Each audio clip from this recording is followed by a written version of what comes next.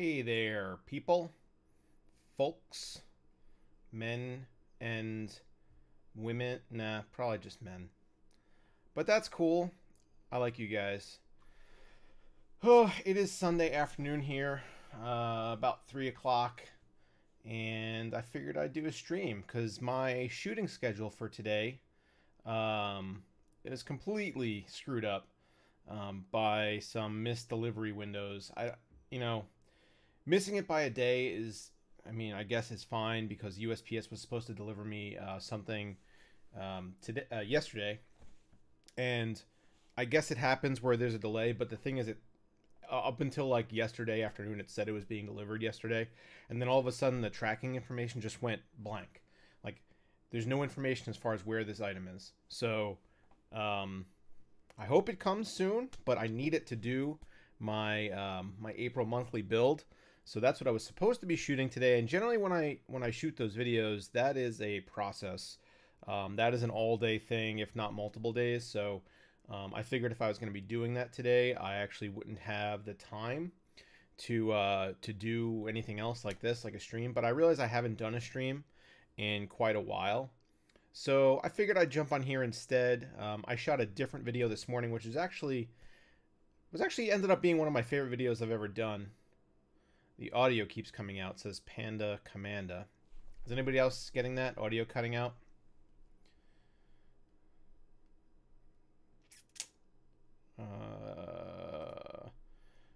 Audio looks good on my end, but I'm not the one watching. So let me know if it's cutting out. Everything, the stream looks good. I'm not dropping any frames or anything like that. Anyway, so I know I haven't streamed in a while, so I figured I'd come on and talk to you guys. Chat. I actually have a few things that I wanted to talk to you guys about, and hopefully, get a discussion going. But anyway, thanks for coming. Thanks for showing up. Thanks for hanging out. Thanks for talking with me. Just see a few people in here now. We got like, I don't know, 30 people rolling in right now. Rodimus, MB67, Ready Player One, KS707, Saul, Farado, Milketo, whole bunch of other people. Panda Commanda, Chili Cherry, Rodimus. What's going on, guys? I can't name everybody, but thanks for stopping by. So I saw already there's a couple of questions, or there's at least one question about the Ryzen 2 2600, or the Ryzen 5 2600, second gen Ryzen. And I definitely do want to get into that because I actually put a poll up on Twitter this morning, and it was something along the lines of, just saying that the coverage that that I did on the Ryzen 2 launch performed terribly. And after I put that poll up, I was just happened to be watching WAN show, and Linus said something along the same lines. Like apparently his their Ryzen 2 review video just completely tanked. So I don't know if exactly what was going on there, if it just general interest was low, but I put a poll up on Twitter about this, and the poll was like, do you care about Ryzen 2? And the answers were, I care about it, I care but the launch was boring, I care but I didn't watch the video, or I don't care. And as of literally right now, what I'm looking at right now, 52% of people say either they don't care or they cared but the launch was boring.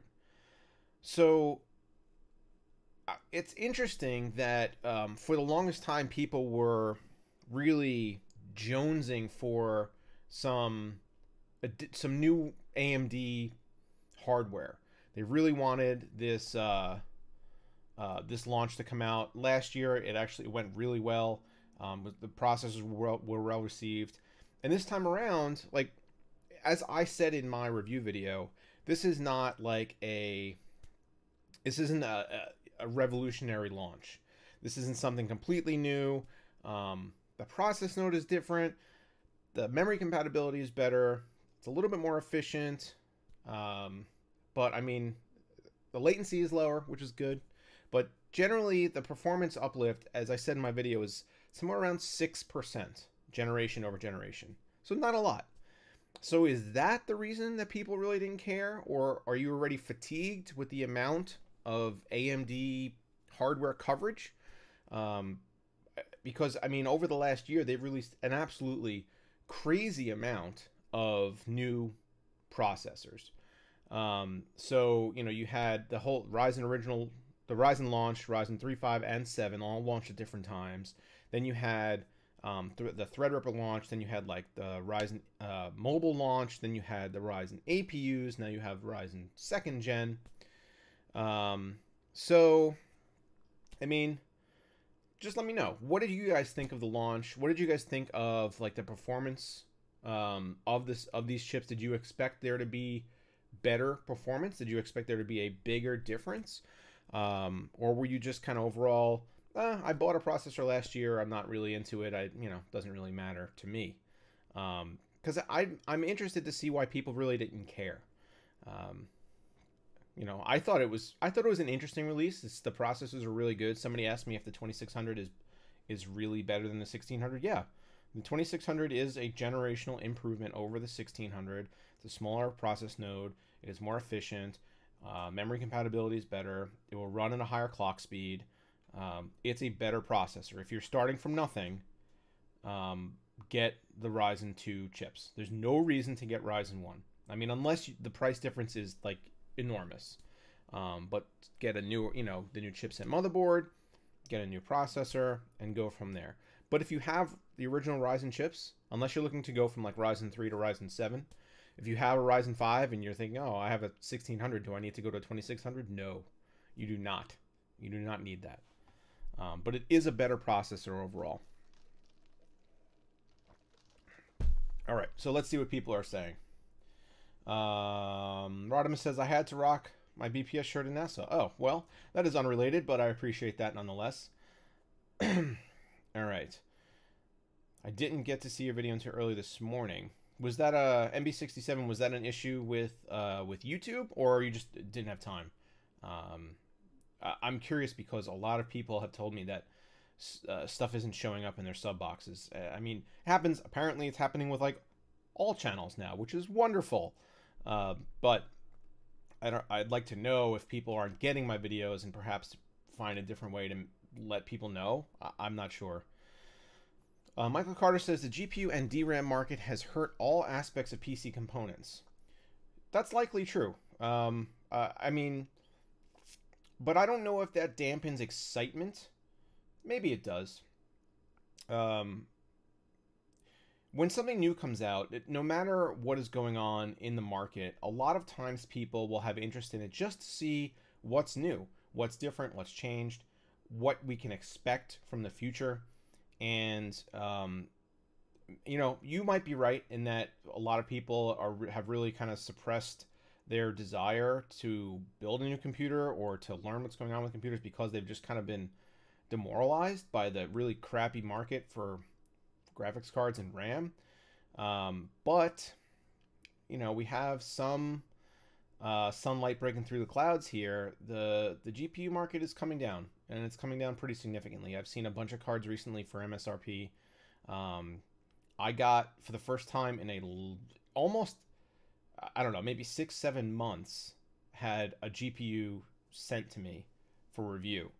And every other time that I've even inquired about that kind of a thing, since everything started going nuts, the answer's been, we literally have no cards. It's not like they didn't, we don't want to sample you. It's we don't have any cards.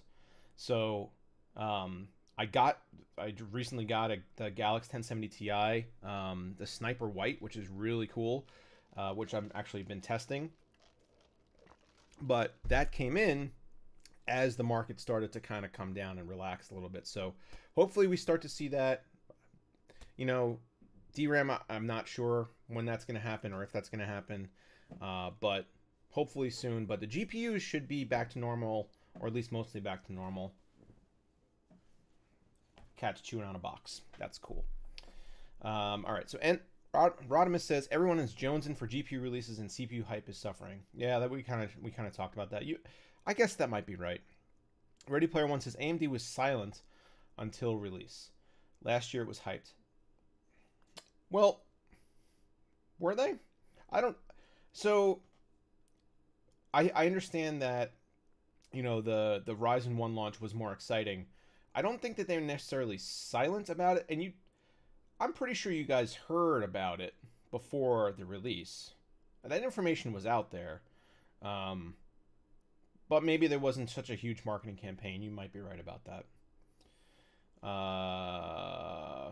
All reviews are the same. What about play with PBO? I don't know what that.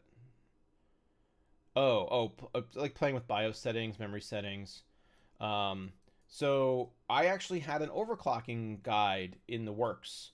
I had finished my initial review, was working on an overclocking guide, and then like Gamers Nexus and Jay came out with overclocking guides, and I pushed off my overclocking guide because I don't want to be releasing competing content with those guys because they would just crush me. But yes, I will be looking into some BIOS settings, some overclocking, seeing what kind of effects those kinds of changes have.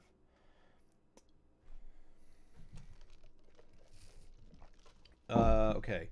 Milketo says, is it really second generation? I thought it was Ryzen Plus. It is Ryzen Plus, but it is the second generation of chips. It's not Zen 2, but it is the second generation release wave of Ryzen processors. MB67, I was expecting this type of incremental improvement. I think most people were. Maybe that's why, you know, excitement wasn't all that high. Plus all the silly unboxings are making people tired with the topic, I guess. But, you know, I was talking to Kyle and he was telling me that actually his unboxing videos do way better than like the review videos do. So people still want that content. I don't do it, so, you know, you won't see it here, but that it's something that people do want to watch. K3707, I can only speak for myself, but I just spent $1,100 on a processor like 6 months ago, and so I just don't pay much attention to releases unless it's something 100% new. Fair enough. Fair enough. Okay. Jay Gordon wants a 2600X, but wants a B450 as BIOS guaranteed. I'm not sure what that means. I guess you're looking for the B450 motherboards, and I mean, I'm sure they'll release. I actually don't have any information on those yet. But I mean, a 2600X, you might want to look into an X470 board.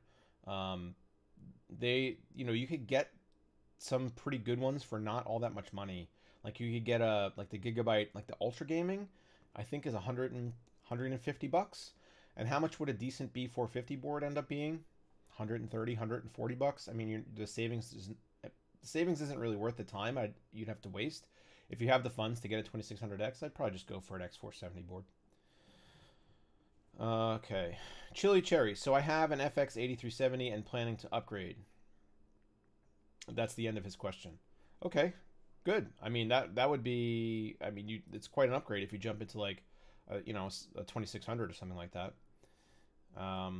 Rodimus says I have an R5 1400 and plan to upgrade to the 2700X. So that's reasonable, right? Like that's kind of what I was saying. It's not reasonable to go from, I guess, you know, when they do release the 2400, it wouldn't be reasonable to go from the 1400 to the 2400, but if you're going to bump all the way up to the 8-core 16 thread, that's worth it.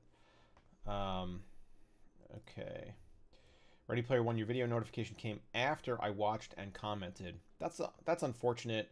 At least it came though. At least you got notified, because some people just don't. Starman7 says, will we be getting new APUs? I'm sure we will. Graham Douglas says, I needed to build a new computer but can't afford all the expensive stuff, so I went with a 350 motherboard and a 2200G. It is satisfactory until I can justify the price of a GPU. Yeah, that's kind of what I got into when I was talking, when I did my my APU reviews. Like, they're perfect jumping off points because underneath, you know, all the glitz, they're basically just Ryzen processors, and you could just slap a GPU in there, apparently. I don't know why I'm speaking like that. But you could just slap a GPU in there, and you'll end up with a totally baller system because the processor is not going to hold you back. It's not like it's a previous generation architecture in there. And I would say that if people are in that same boat, if you can't afford super expensive, but you want something to game on now, and you have a couple $100, get a 2200 or a 2400G and just ride it out until you can buy a graphics card, and then you're good to go. Nathaniel Fox would like to ask if you could do a review on the Ryzen Tech Orcus 240 AIO water cooling versus Enermax Lick Fusion AIO. I mean, I guess I'll be honest, I'm not going to make that video. That's so. It's not impossible that I ever take a look at that cooler, but I would never do something as specific as the Ryzen Tech versus the Lick Fusion, just because that's way too specific of a search term on YouTube for anybody to really care that much about. If it was something along, like I did an AIO shootout and I tested, I gotta remember, 8 different AIOs, that's something where you can actually say that's useful. But I'm not going to do a video for every specific cooler versus every specific other cooler. So I don't think that video is forthcoming. I'm sorry. Ready Player One says, Kyle's funny, so I watch to see if something crazy happens. Well, usually it does. And it's it's interesting because some of the stuff that goes on behind the scenes is even funnier. Or at least that's that's the information that I have. I'm all the way across the country, so it's not like I'm sitting in the studio with him. Charles Phillips, I'm happy with my 7800X and my EVGA X299 Dark. I really don't follow anything else since then. See, that's fair enough. That's I mean, that's the same sentiment that was said earlier, so I understand that. But as somebody who's into technology, don't you have a desire to know what's coming, what's new, what's on the horizon? I do. I mean, it's not for everybody, but I'm curious to see if people just kind of have what they have and they don't care until they need something new, or if they're really kind of into it, if they're kind of techie people. I don't know. Rafael Fajardo says, "Hey Brian, saw the live stream notification, but was outside. Didn't want to use mobile data. Okay, anything significant I missed? No, this is our first topic. I have a couple other different topics we're going to be getting into, but you could actually just rewind the stream if you want to watch. We're just talking about Ryzen 2. JS, I never got an email from you. Was I supposed to send you an email? I'm sorry if I was. I don't recall, but if I was, then my bad. Okay, Milketo says, what number designation do you think the true second generation will be? We'll probably get them next year, I think. So 3000 series.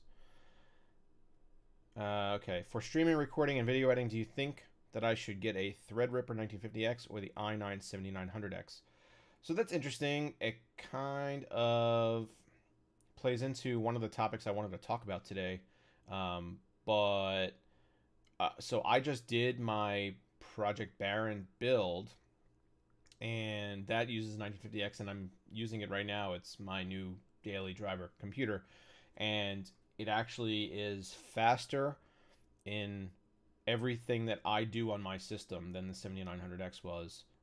Considering that I'm not really a gamer anymore, I don't really have time to do that. So video editing, it's significantly faster in Premiere now. Now that there's been some improvements and the memory's running faster than at launch, and I don't know, microcode updates or something like that. Like, it crushes Adobe Premiere projects now, and I am streaming on it currently.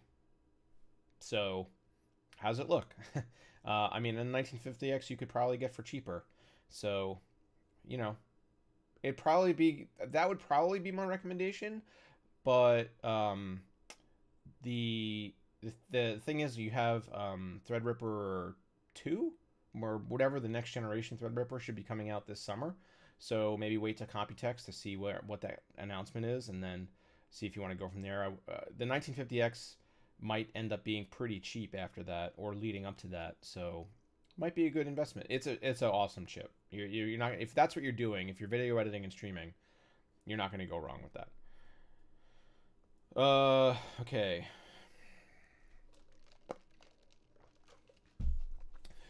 All right, so I'm gonna read a couple more comments, but I want to get into the other thing. No, one of the other things I wanted to talk about. Do you have plans to review any aftermarket RX Vega graphics cards? Vega pricing has improved lately, but still remains over MSRP. So I would review them if they came in. Power Color was supposed to be sending me one, and again, like I mentioned earlier, like I got an email from them saying, "Hey, we ran out. we don't have any. They're all being sold. We have no samples right now." So I said, "All right. I mean, that's reasonable." So if a company is going to send me a Vega card to look at, I would certainly do a review, but I'm not going to go out and buy one for that purpose.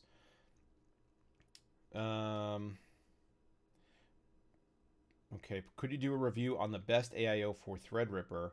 The best AIO overall for Threadripper is probably the Enermex, the Lictech 360. I have one right down there. It's buried under a whole bunch of stuff. The Threadripper specific Enermax cooler is probably the best overall.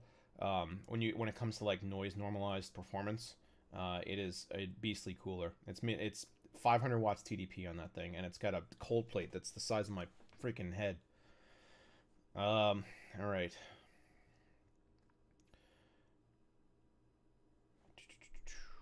JS, yes for naming Project Baron. Oh, the email. Oh, so I commented, I responded to you on that Project Baron video, and I asked you to email me because I don't have your email.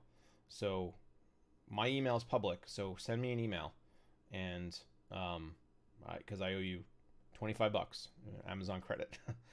But yeah, send me an email and I'll get that over to you. So sorry for the confusion, JS. Okay, Steve P. In your opinion, I have been running an i7 5820K with an H100 V2 AIO, keeping it in the 30s and low 50s under load, along with a 1080 Ti. My question is, do you think it's worth upgrading the CPU? These kinds of questions are impossible to answer without more context. I don't know what you use it for. I don't know what you need it for. I don't know what your budget is, etc. MB67, by the way, your Project Baron is gorgeous. Thanks, man. Actually, that was kind of the next thing that I wanted to talk about. I wanted to have like a honest answers kind of thing with that system. I hope that you guys saw the videos and enjoyed them. But I wanted to take this chance to have, if any of you guys have any questions about that kind of build, or the videos, or the problems that I had, or any of the components that I used, now's the time. Ask me those questions. I'll be as honest with you as I can about, the build process and what I liked, what I didn't like, how the system's performing and stuff like that. So go ahead, fire away. But that was one of the most enjoyable and fulfilling projects I've ever done. Ooh, excuse me. Jeez. And I mean, I literally sit here every day and just stare at it. Somebody had told me that they didn't like the way the cables, the PCIe cables, kind of like they swoop down and they separate. They kind of go like that, or maybe not as extreme as that, but they're not like behind each other, so they kind of V off. I did that on purpose. I wanted the contrast of everything being square in the system with the cables, not only the PCIe cables but the EPS cables as well, being kind of swoopy and curving. I wanted that contrast, like I wanted the color contrast, and I think it came out beautiful. I may be biased, but let me know what you guys think. But yeah, I really like this system, and I have no plans to disassemble it anytime soon, as I usually do with the systems that I build. Ready Player One, have you seen any problems with the View? I have not. I have been kind of 50-50 on shutting it down at night versus not. So sometimes it literally runs 24 hours a day, which it is not supposed to do. And as of right... That was weird. Hold on. All right. And as of now, I don't have any... What the hell is going on?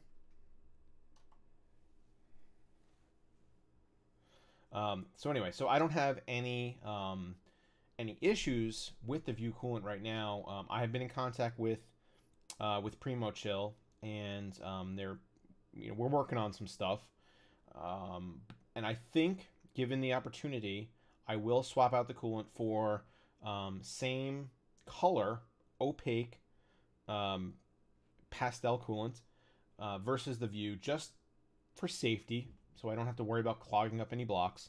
Um, but for now, I haven't noticed anything. It's only been a couple weeks that it's been running in here, not even a couple weeks, and so I don't expect there to be anything serious happening just yet. But I don't want there to be any problems that develop. So we'll see. I mean, if my CPU block gets all clogged up and my temperatures go crazy, I'll certainly let you guys know. But right now, like, my temperatures are freaking phenomenal. And I mean, I showed you guys in the video what the temperatures were, and I'm just very happy with the performance of the cooling system so far, including the coolant. So we'll see where it goes. But right now, no problems with the View. Raphael says, I still haven't watched any Project Baron videos after the first one. Been busy lately. You know, man, I count on you for these things, and you don't come through. I'm just kidding. Watch them when you can. I liked them. Jack Emerson, why did you use fittings instead of bending? So, okay, let me get into this. For some reason, some people in the comments of my videos are like calling me out like I did something egregious by not bending tubes. And I don't understand where that snobbery is coming from.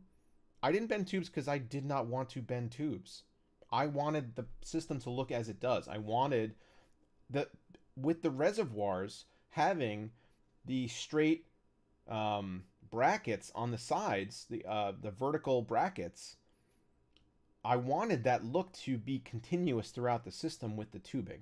So I have like vertical bracket, vertical bracket, vertical bracket, vertical bracket, vertical tube, vertical memory, vertical tube for for graphics cards, etc. All the way across, everything is vertical, and then when it gets to the bends, everything is perfectly perpendicular because I use the fittings. There's no curve to it.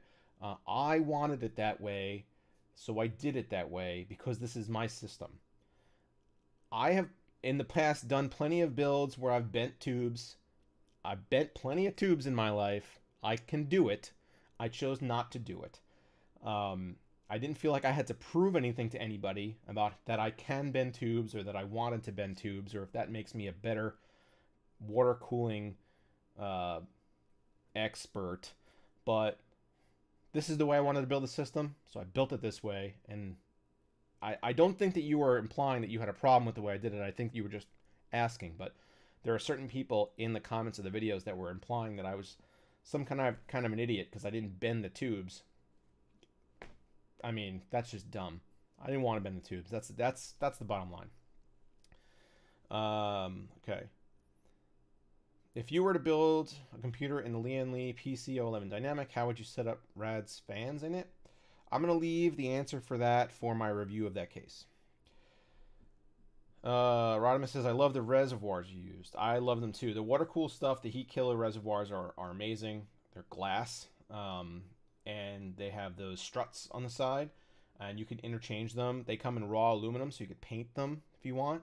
But I had the ones that match the colors I was using anyway. So, but yeah, I really like them too. Right.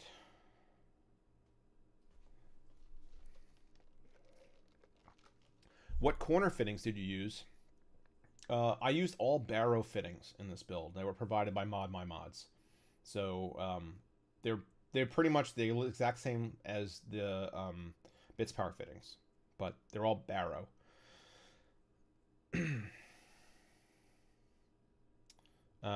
Gulvin VS, I'm using my View since December, still works. That's good news. Are you running it 24/7? I'd be curious. Okay. Can you please review the Cooler Master Trooper SE?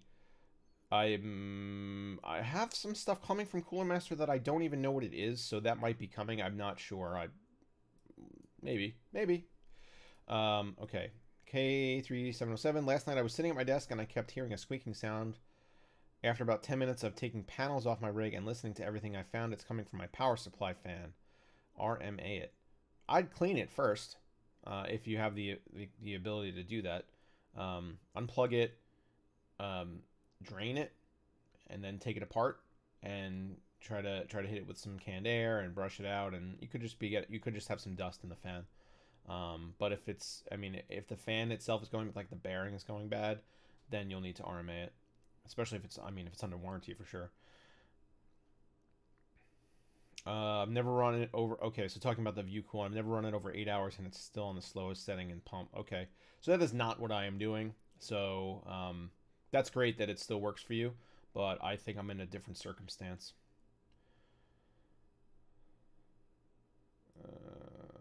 Okay.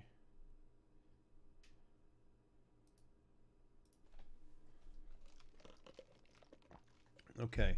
Bitter Cynic says, reverse snob, more fittings is fancier and more expensive.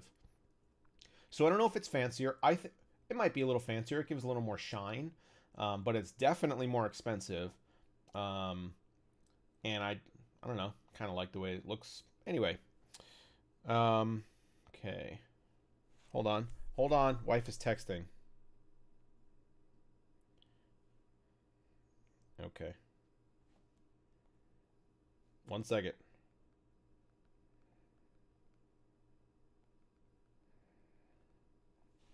All right, sorry guys.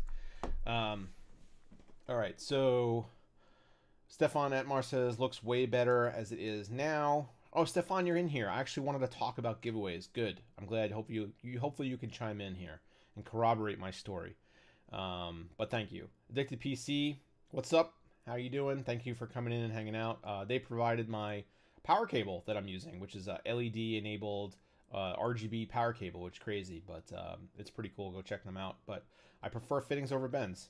Me too sometimes. Keith from WCCF Tech. I'm at work watching in the bathroom. Let that sink in. Okay, I'm out. Well, thanks for coming in here and stinking up the place.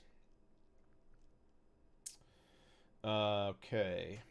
Milketo says could have used glass. Would have been nice difference from PETG. You're right. I could have used glass.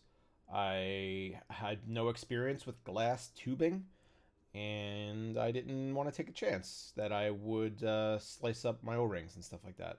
Although I probably would have been okay, but I've never used it. I didn't want to start on this project because I was already like 5 videos in, and it would have been good because I have already all the straight runs. So if I ever wanted to switch, it'd be pretty easy. But yeah, glass is an option, but I didn't use it. Okay.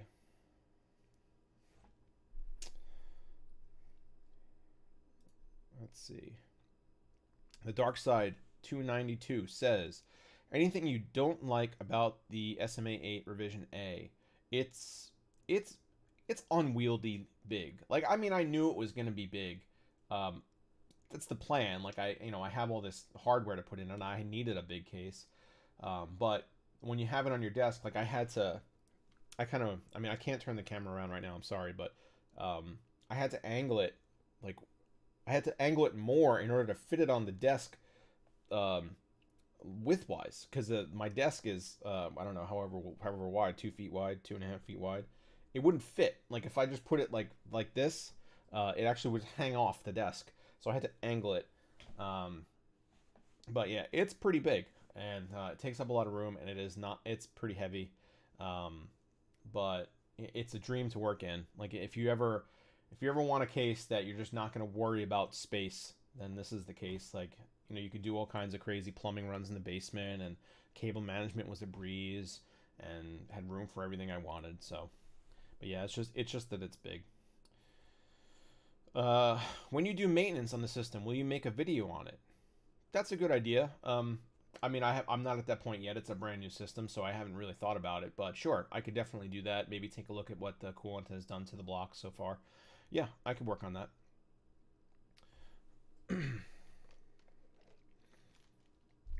MB67, I want to build my first custom loop system, and I love the looks of the view fluid, but the issues that others have been experiencing makes me not want to use it. Understandable. I mean, it's more of a show fluid than anything else at this point. for daily use. If you're going to leave your computer on all the time, don't use it. Just it's one less thing to worry about. Bitter Cynic, are there real glass tubes for water cooling? How do you even cut those properly? With a glass cutter. Yeah, you could buy borosilicate glass tubing. I forget what kind. I mean, I know like Performance PCs sells it. And then you have to get a glass. You have to score the glass and then break it apart. And it breaks pretty cleanly. Jay's done a couple videos with glass tubing. You go check them out.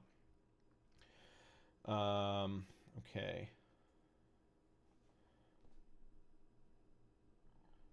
I love the Heat Killer CPU block 2. Getting one myself. Yeah, the Threadripper, the TR4 Pro. The Heat Killer block is pretty awesome. It looks great. It's LED enabled, so I mean you can make it whatever color you want. You don't I got mine in red because of the system, but I mean they come in just regular black or silver or whatever. Sorry, another message from my wife. She's calling me lame. That's awesome. Thanks, baby. Okay. So the next thing I want to, and feel free, you know, throughout the stream if you guys think of something you want to ask me about Project Baron and whatnot, just toss it in the chat. But the next thing I wanted to ask, or I wanted to talk about, and why I said I'm glad that Stefan is here, is because he won my 20,000 subscriber giveaway for the Zotac MI553 little mini system. I left the memory that I put in there in the box. I left the storage in the box and packed it all up, sent it away via DHL, and yeah, I paid. It was I don't know. I don't remember the exact amount. It was almost $200 to ship it to Italy because he lives in Rome. And both he and I were tracking it because I sent him the tracking number. And Stefan, feel free to jump in here if any of this that I'm saying is incorrect. But so we sent it to Rome, and we were watching it, and it got to Rome, and it stayed in Rome, and it stayed in Rome, and the updates from Rome were, you know, at facility, at sorting facility. There's no updates. It was just sitting there in whatever DHL facility there is in Rome. And it was like almost a month that it stayed there. And then all of a sudden, it got shipped back to me.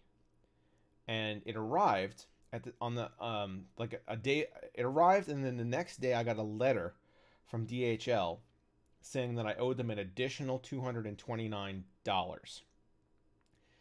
And I was like, what? Like, I had no idea what was going on.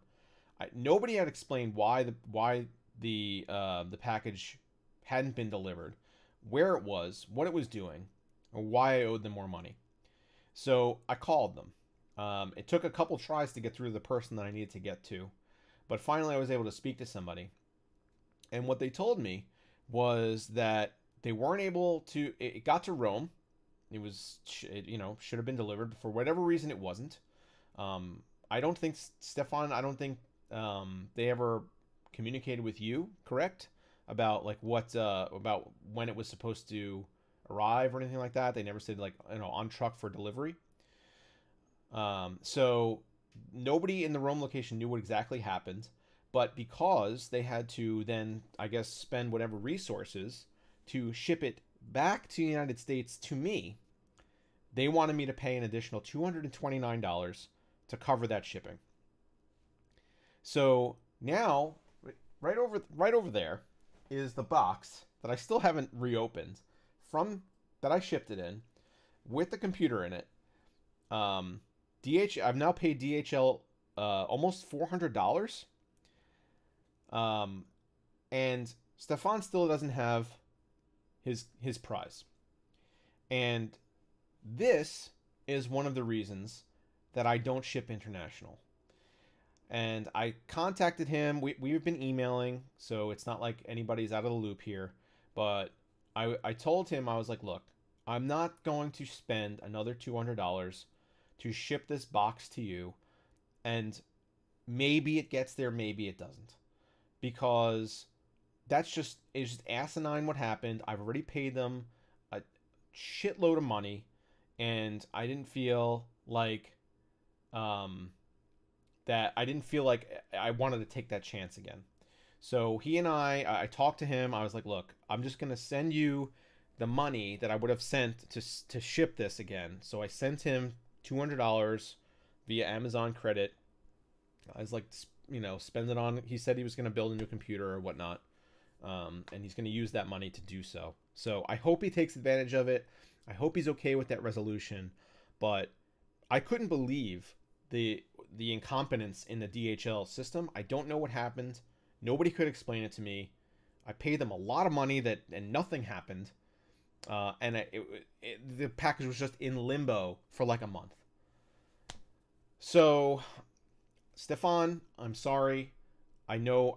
I guess I think you wanted that computer, and I don't know what you would have done with it, but hopefully you would have taken advantage of it in a way that I can't. But perhaps I'll give it away another time to a US only audience, unfortunately, and that is the reason that international shipping is terrible and that I usually don't offer it when I do a giveaway. Literally that specific reason. So sorry, Stefan. I hope that you use that $200 in a good way. So that's my story. That's my giveaway and shipping story for this afternoon. Yeah, and he said, yeah. So Stefan just said he called DHL, and they said that I had told them to send it back to me. Why would I do that? Why would I sent a package to Italy? Why would I say, hey, send it back to me and charge me double? Like, what sense does that make? So I don't know who told him that or why they told him that. I never got a call from DHL. They have all my contact information. The only thing I got from them was a letter with an additional bill, and I had to call them. So that was ridiculous. Anyway, okay. So make sure the computer isn't damaged in the box. Yeah, the package actually looks pretty good. I'll open it soon enough. But if I could actually keeping it in the box might be good because I'll probably just give it away to somebody else. But I'll check it and make sure that it's not damaged. But the box looks okay. Okay. So Stefan says, does that gift card work on the Italian Amazon? It should. It's an Amazon gift card. It's not an Amazon US gift card. So, let me know if it doesn't. I think. Let me know if you could redeem it. Okay. Let me scroll back up because I'm sure I missed a whole bunch of different stuff.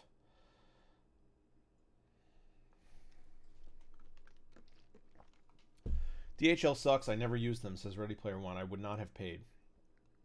So, here's my philosophy on that.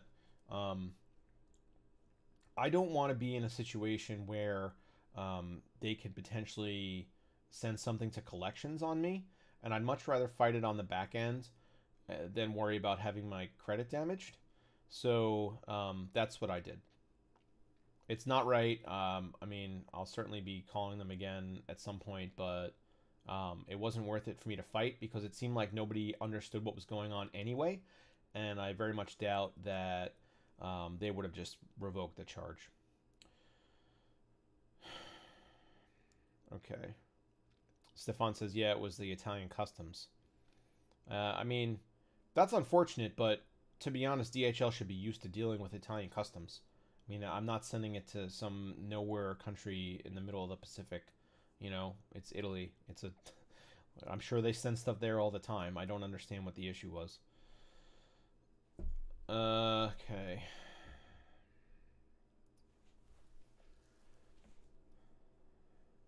MB67 has an international shipping story as well. Okay. I recently spent $250 to ship a Node 202 PC build to Java, and it was shipped back to me for the same reason. Yeah, that's just ridiculous. I don't know. Moketo says, remember what happened to Salazar's computer? I do. I mean, that was a kind of a different story. That at least the compute. So it arrived, like it got there. Granted, it was just a terrible thing to happen, but at least it arrived. This just was. It went. This went nowhere. It sat in limbo. It sat in a warehouse somewhere, and then it came back to me. Okay. Hello, I am Theo from Show Me Your Rig. Hello, I am Brian from BPS Customs. Uh, so let's, I guess, move on. I did have a couple other things. Stefan asks i5 6600K versus i5 7600K. Any big differences versus price? I did a video when the Kaby Lake refresh came out comparing all that stuff, so you should go check that out. But it's the same kind of generational improvement that we're seeing with Ryzen second gen. 7600K versus 6600K was like 5% bump. It was all clock speed. If you ran them at the same clock speeds, they were the same chip. Okay, FedEx for international is the easiest, but not necessarily the cheapest. At this point, if I ever send something international again, it will not be DHL. So maybe I'll look into that. Maybe I'll try like U.S. Postal Service, because I'm sure they have some kind of existing relationship with other shipping vendors, like other countries' postal services. So perhaps that might make things easier. Like I could actually physically go to a U.S. Postal Service, like a post office, and talk to somebody and say, what, how do I ship this? How do I guarantee this will get there? That might be the thing to do. Okay. All right. So, I don't know if I had anything else specific I wanted to talk about.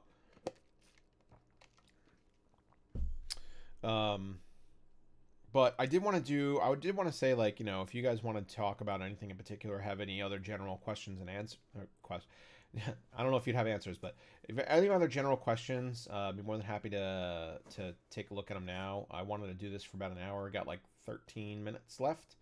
I wonder how many of you guys, if you guys follow me on Twitter, you maybe saw me post about Avicii dying. I don't know if any of you guys are into that scene or familiar with him or his work. That was really a sad day.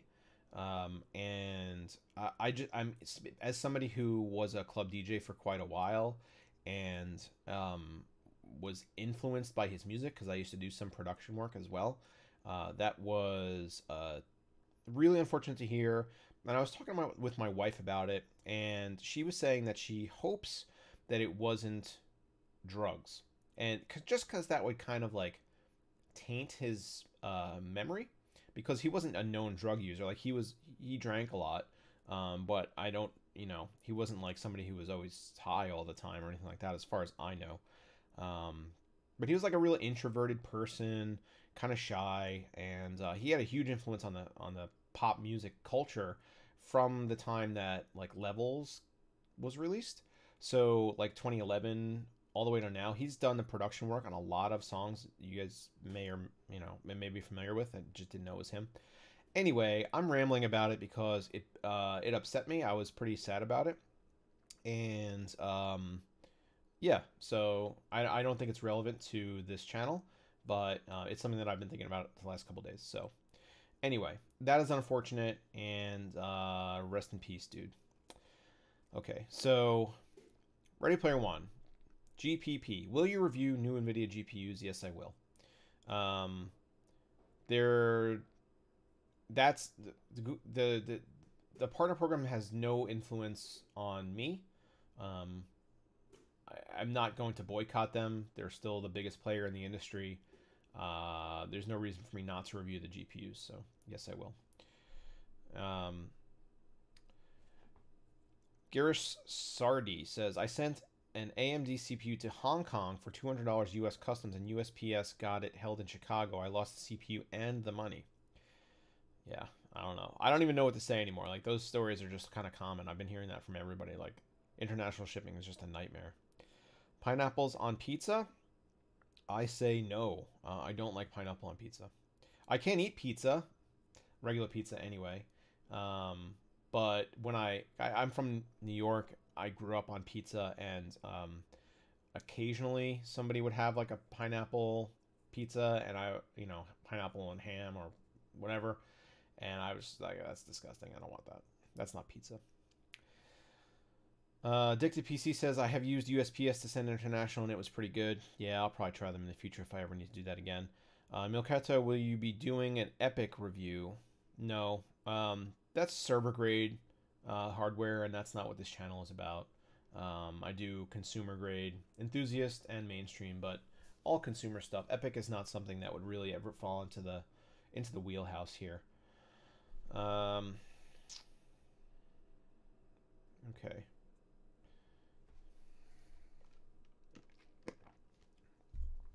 Rip Vern Troyer. Yeah, Vern Troyer died too. That one didn't hit me quite as hard. I didn't have any personal investment in Vern Troyer, but that sucks. From everything I have read about him, he was a really sweet dude. So yeah, rip Vern Troyer too. Okay. Should I buy the H700i? I mean, is it worth it? Because I really think it looks awesome, and I hope it has good airflow, and I really like that auto fan control. Well, then buy it. That's kind of what a case is about, right? It's a big aesthetic statement. It's the thing that people see when they look at your computer. It's the thing that most people think is a computer if people don't know computers. Buy it if you like the way it looks. The airflow is fine. It's not. It's kind of middle of the road. It's got some decent ventilation all along the perimeter of it. It's got like little holes everywhere. Buy it. It's a good case. It's pretty expensive, but yeah, I think you'll enjoy it. Okay. Milketo says I was really down when George Harrison died. Well, all right. I understand. I mean, I understand. That's it's kind of before my time. Not when he died, but like being into that kind of music. But I certainly understand it.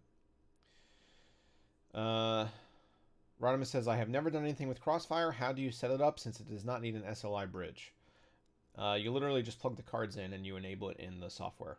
It's a little toggle in the Radeon Adrenaline software, whatever it is. It literally says enable Crossfire, and you click it, and it's enabled. So you don't need to plug anything extra in. Jack Emerson says, what was your first PC build, and do you still have it? Do I still have it? No, I don't. My mom is calling me. My mom is calling me. Hold on. Hi, Mom. I'm live streaming on YouTube right now. Do you want to talk? Do you want everybody to hear what we're discussing? No. No. All right. I'll talk to you later. Okay, bye. Sorry, gotta talk to Mom. So what is my first PC build, and do I still have it? No, I was like 14. I don't still have it. I don't have anything older than maybe 10, 11 years ago. Okay. Which RGB are the best for airflow silence? RGB fans. So the best for airflow and silence is not usually going to be the same thing. The fans that I used for the Project Baron builds, the ML 120 RGBs, are probably the most premium as far as static pressure and silence. But they're not the most RGB fans. Like they light up pretty nicely, but they're not like the light loop fans, which are a little bit noisier and aren't as good for static pressure. So I mean, I guess the ML 120s. Derek Kamingo, that Cooler Master Set 120 is pretty nice. Thank you. Didn't need mouse, but oh, the what you won the giveaway from that I did a couple of live streams ago. I'm glad you're enjoying it. I really want that new Lian Li case in white, the PCO 11. Yeah, it's real nice. I'll be doing a review of it.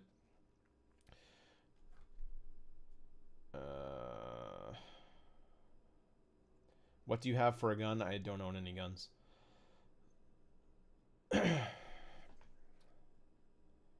Okay, moms always come first. Yes, they do. Did you use the Cooler Master 500 mesh for long? And if you have, how good or bad was the dust buildup after extended use? So that system is right here, um, and I haven't taken it apart yet. I'm kind of hesitant to take it apart because it was my main system, and it has, I mean, it's still kind of just sitting there as a backup, just in case something happens, I guess. But the I used it for a month or two, and the dust buildup was non-existent because all the openings are filtered. The dust on the filters was, I mean, was present, and I did actually had to wipe down the front a couple of times because the dust builds up there pretty quickly because there's a lot of airflow that comes through there. But on the inside, it was fine. Everything was filtered, and everything stayed pretty clean. Okay. If you got the chance to swap those Vegas 64s to two 1080s, will you do it? No, the whole point was to make it an all AMD system. I have two 1080s and I wanted to use Vegas 64s. So, no, I would not do that. I don't know. I like having the Vegas in there right now. Okay, I sent something to Rome from US Bay Area via FedEx with no problem. The difference is that the item was valued less than the max. No check customs value, I think, is $55. Yeah, the computer that I sent was worth a lot more than that. My first computer was the Commodore VIC-20 back in '82. My first computer, not the first computer that I built, clearly, but my dad and my family, we had a Commodore 64, whenever that was, 1984, 85, something like that. So yeah, I was a big Commodore fan. Super chat came through from Ready Player One. Thank you so much for the $5 for coffee. Yeah, I need it. I have a funny story about Starbucks from this morning. I'll tell you that in a second. But thank you very much for the donation. What's the next major PC part you expect? The next one I expect, like the next one that's supposed to come in for review, or the next one that I expect will be released? Follow up. Let me know what you mean exactly. Clarify just a little bit for me. Okay. Old Gamer Gene, I need an Android tablet for CCTW use. Any suggestions? I'm not really up on Android tablets. I'm sorry. I know that like the whole Android tablet market is not really doing all that well. I think the Samsung Galaxy Tab is really the only major player left that I would be familiar with. So yeah, I can't really help you out there. I'm sorry. Milketo, was there a physical constraint as to why you didn't go with a 560 rad for Baron? No, the case fits a 560 on the bottom. I just wanted I wanted the same radiators on both sides. I wanted the continuity, so like all the fans actually all perfectly line up. Like if you look at it, I'm looking at it straight on, and like the 480 on the top and the 480 on the bottom, there's a white fan and a white fan and a red fan and a red fan, and they're perfectly aligned, and that's kind of what I wanted.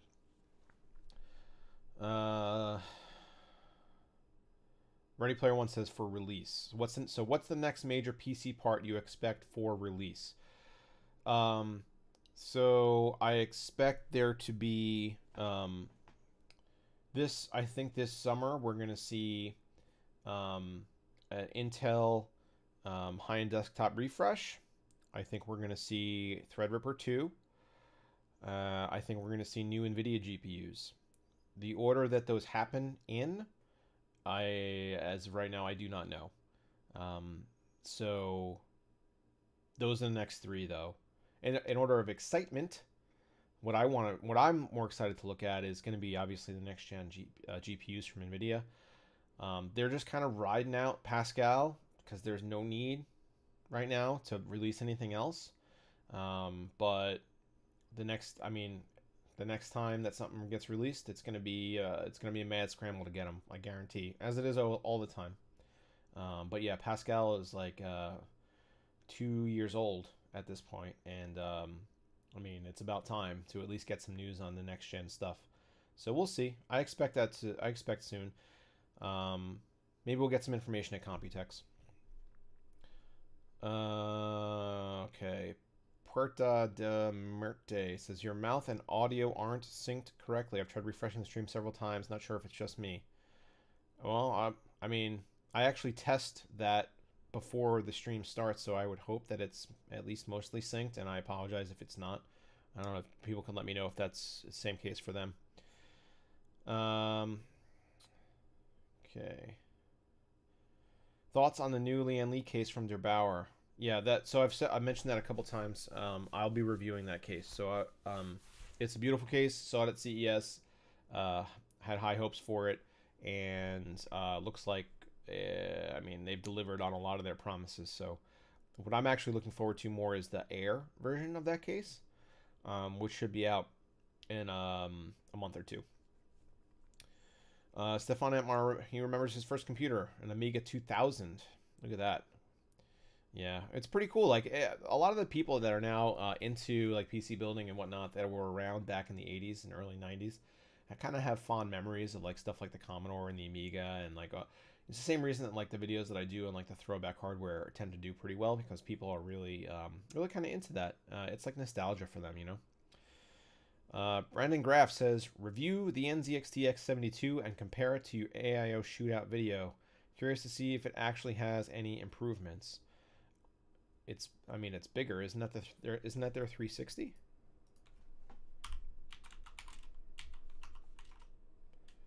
Yeah, that's their 360.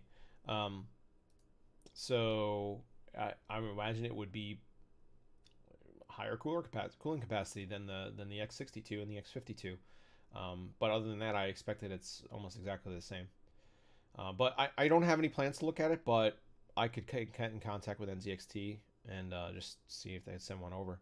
Maybe I could use it in a build or something like that, let you guys know how it cools. Son of a Tech, what's up, man? How are you? I have no idea how I ended up here. Glad I did. Well, I'm glad you did too. Troll away. Feel free. Okay. Derek Kamingo, my Samsung Tab has been in the case tucked away for 3 years. Yeah, I actually have like a one of the Google Nexus 7s, the original Nexus 7s that I haven't turned on in years. I'm sure it still works. The extent that it still works and what I could actually do with it, I'm not sure.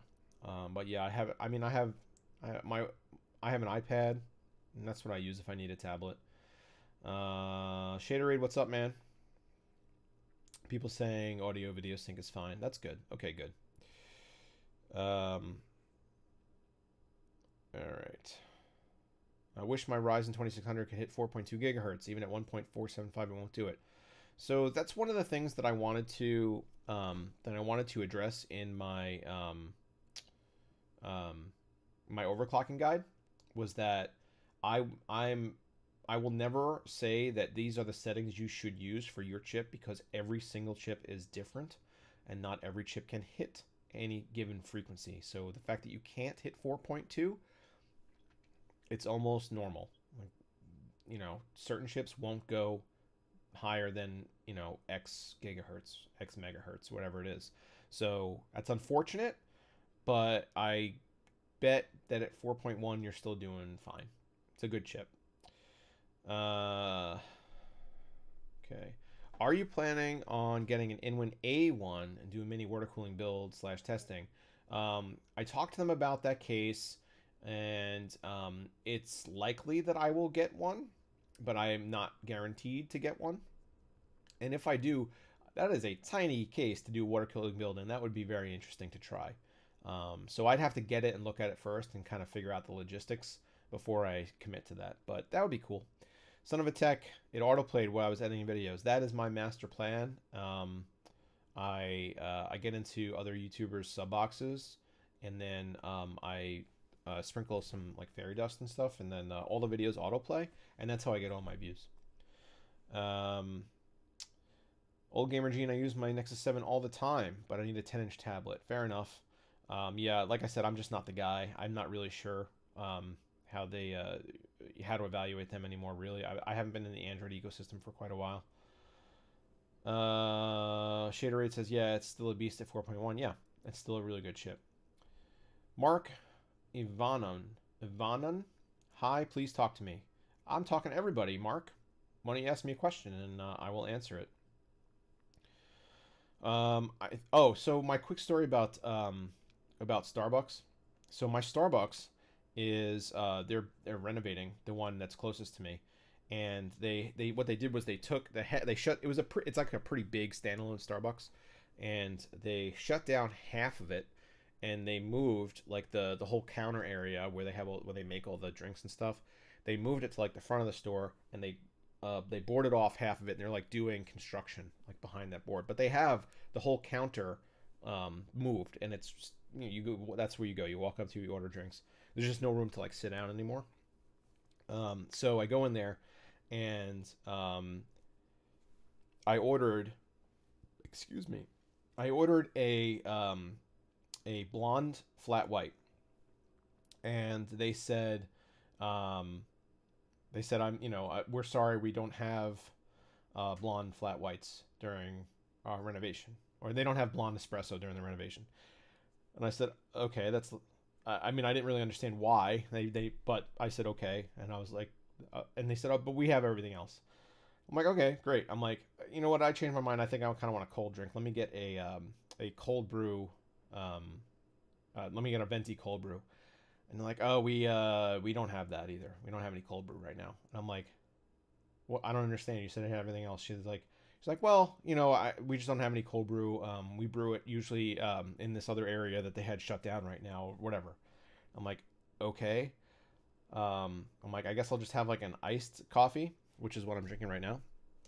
And I wanted they have little sous vide bites, and I was like, can I have an order of egg white sous vide bites? And she's like, oh, I have bad news. And I'm like, this is ridiculous. I'm like, I just came in here. I just wanted a cup of coffee, and everything I ordered you don't have.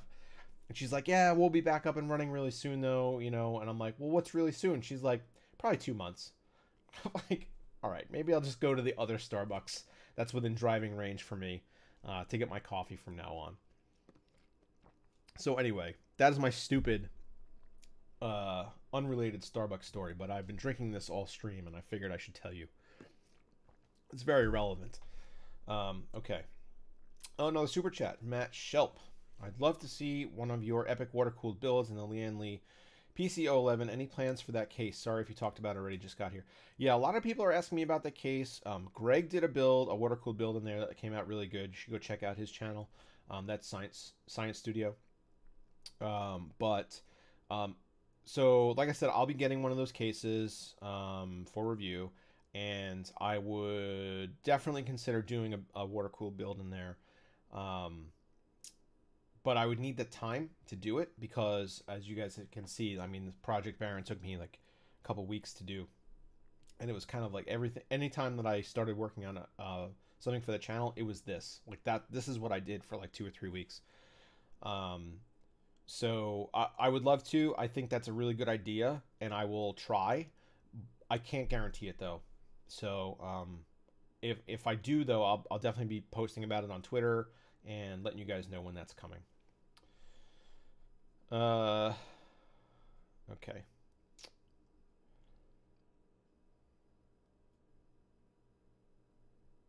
Okay. Any advice for someone starting to flip some used PC parts into fresh gaming systems? Done a couple systems with a bit of profit. Oh, so you're building systems out of parts and then reselling the systems, I suppose. I mean, so the issue is that starting out a business like that, I know it just seems like you're probably doing it for some extra cash, and that's great. Just like establishing a business based around that now is so hard. A lot of people, know how to build their own computers. They understand pricing and stuff like that, so it's hard to turn a profit. But if you can make a few bucks and you love doing it, then continue to do it. Don't do it expecting that the business is going to blow up.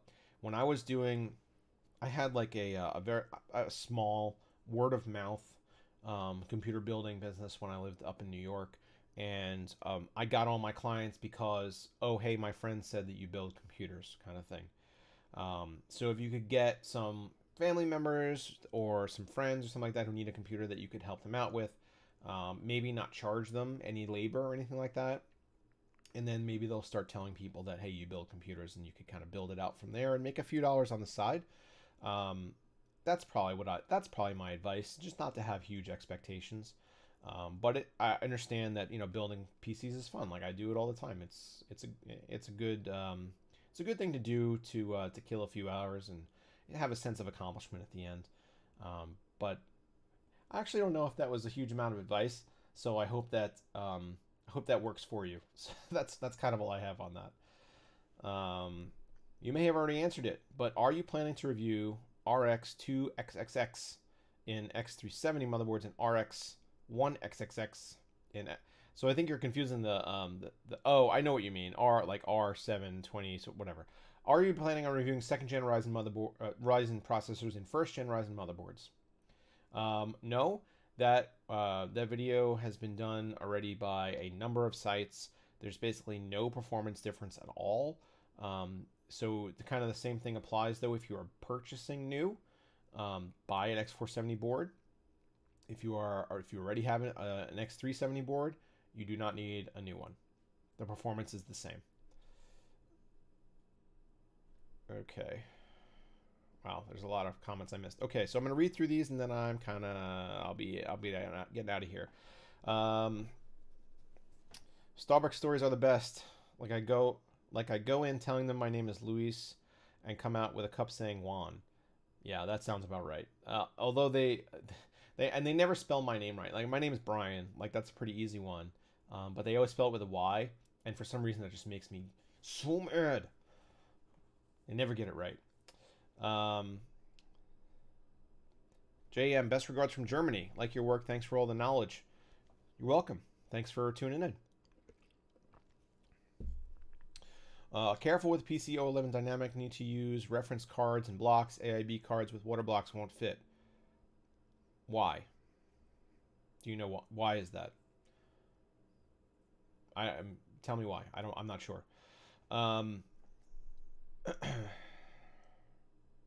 Okay, can you ask Linus Tech Tips if you can use the Corsair Slate and do a custom water-cooled system, or use the Corsair Obsidian 500D? So let me answer the second part of that question first. The Obsidian 500D has had some serious delays. They sampled it to like 2 media, or 3, or something like that, some very small number of media, and they had some huge production delays and some problems that popped up during production where they had to shut everything down. So I'm not going to be getting a 500D as far as I know for the foreseeable future. So as far as getting the Corsair Slate, there's like one. That's like the only one of those cases. I very much doubt if Linus would send it over to me. So sorry to crush your dreams. Okay. I might try my first water-cooled build on the new Lian Li case. Need new parts first, but kind of stopped there in the middle of your thought, didn't you? Yeah, it's a good case to start with. It's a good layout. Rodimus says I have the Asus X370 Gaming F, so just waiting to upgrade to 2700X and be happy. Absolutely, that would work really well. Derek says difference with you and other big YouTubers is you know your stuff.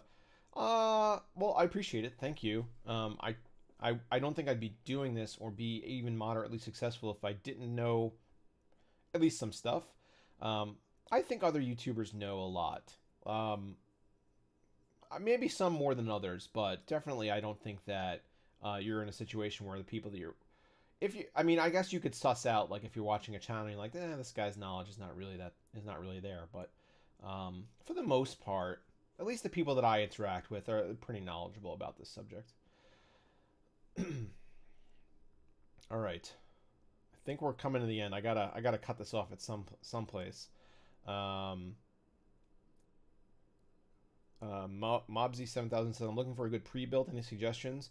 So I mean, I worked with Computer Upgrade King a bunch. They're really good. Their prices are in line with like MSRP on their components. So go check them out. Actually, if you look at like a video I did for one of their systems, there's a discount code in there.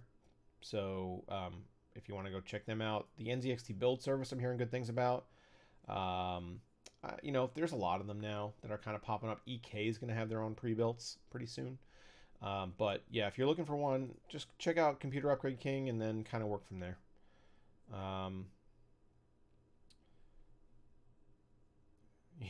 He towed his car home with the lawnmower. Yeah, that lawnmower could tow my car. But no, I managed to take it out of the box and wedge it into my... for those who don't know, on Twitter, I posted earlier that I went to Home Depot to buy like some shelving that I'm putting together that I need in this office. And I ended up coming home with like this enormous lawnmower. And I did not plan on buying it, so I had my car as opposed to like my wife's. She's got a SUV, and so I had to find a way to get it into my car, and I had to take it out of the box, completely disassemble it, take it out of the box, and wedge it into my trunk, and it barely got in there because it's a pretty big thing. But that was kind of embarrassing because I had to spend a whole bunch of time in the parking lot, and everybody was staring at me.